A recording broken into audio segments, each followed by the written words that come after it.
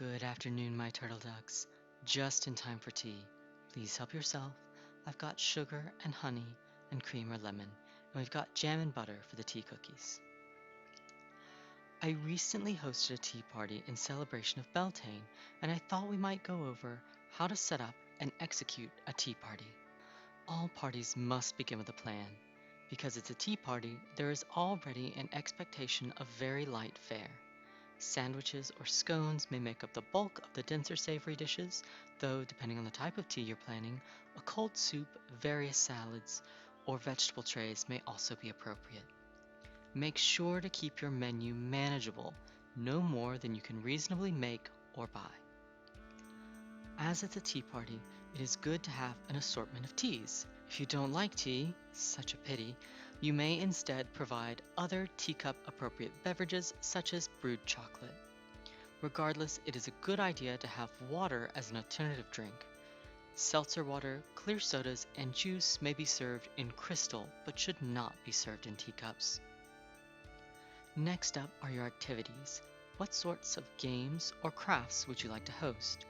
For my tea party, because it was Beltane themed, we made flower crowns and tiny maypoles, both of which require a little preparation on my part, so again, consider the time needed to prepare your activities and plan accordingly.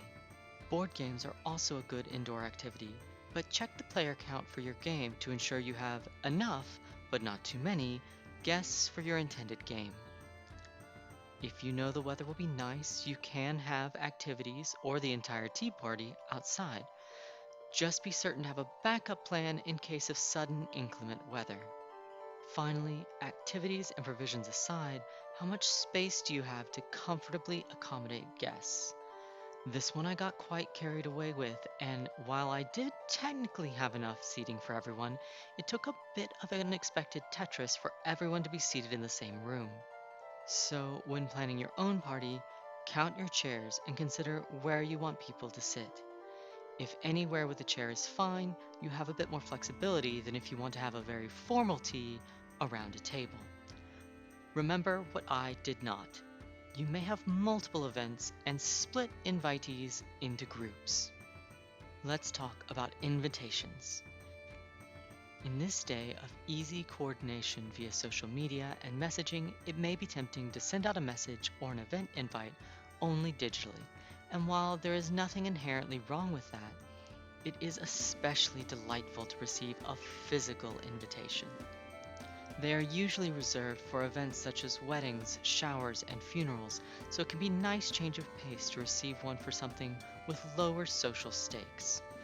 Digital is an excellent way to feel out who might have the easiest time attending specific dates if you are flexible or planning multiples, but consider sending physical invitations if you can. Now, invitations do not need to be handwritten, though if you have particularly neat or distinctive and legible handwriting, I suggest it as it adds a wonderfully personal touch. But they can also be printed if you cannot or do not want to write out the invitations by hand. Regardless, the paper you choose is important. Do not use regular paper as it is very lightweight and will seem quite flimsy when cut to size.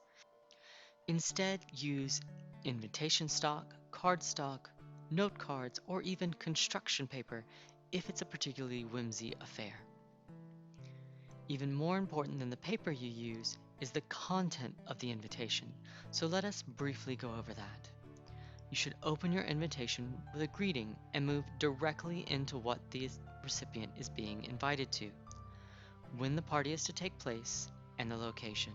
You should then include the level of formality expected and what refreshments and potential activities your guests might expect.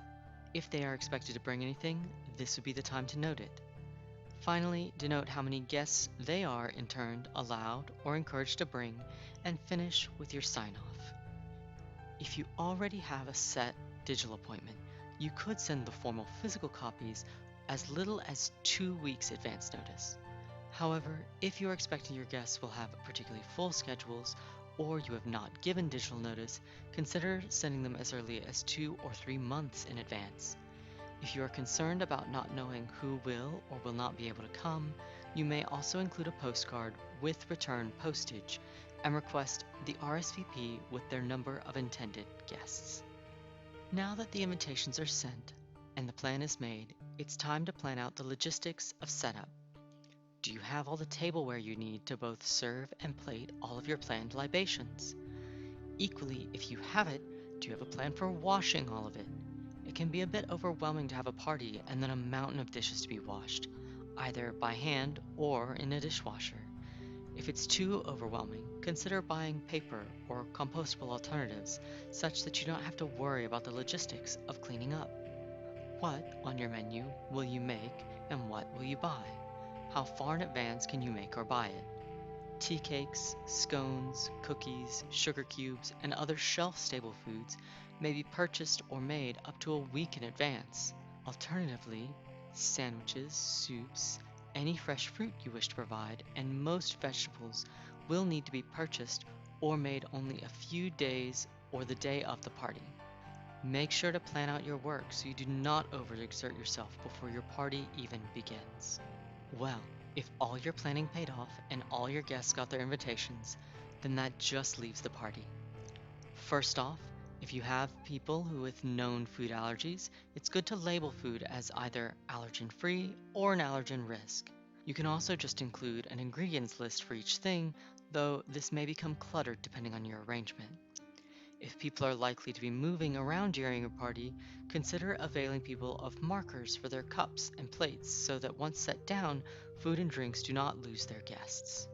Regardless of whether you have completed all your preparations, you should personally welcome each guest as they arrive and either install them in a social seating area or direct them to their assigned seats. As guests arrive, if they do not know one another, be sure to introduce them. You may skip this step if your guests are already acquainted. Next, introduce activities only just before they start. However, at the beginning of the activity, explain what it is and invite any who are interested to join. If it is quite complex, consider making instructions for your guests. If it is more freeform, remind them that there are no wrong ways to do things as long as they enjoy it. Finally, how to conclude your tea.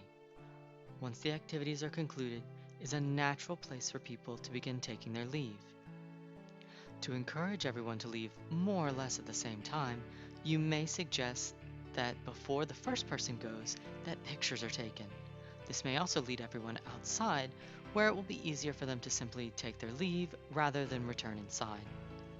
If you do find yourself with a few straggler guests, offer them coffee, after which they should be sufficiently caffeinated to make the trek home.